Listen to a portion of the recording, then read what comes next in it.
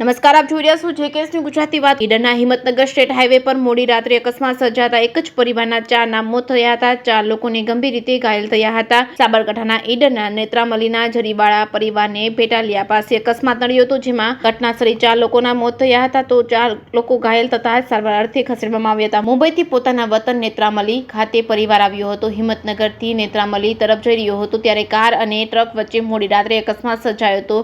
ભેટાલી પાસે થયેલા ગોઝારા અકસ્માતમાં એક જ પરિવારના 4 સભ્યોના કમકમાટી ભર્યા મોત નીપજ્યા હતા। અકસ્માતમાં એક બાળકી અને 3 એમ કુલ મળીને 4 મોત થયા હતા તો બા અને બાળકી, એક મહિલા અને એક પુરુષ ઘાયલ થતા સારવાર અર્થે ખસેડવામાં આવ્યા હતા।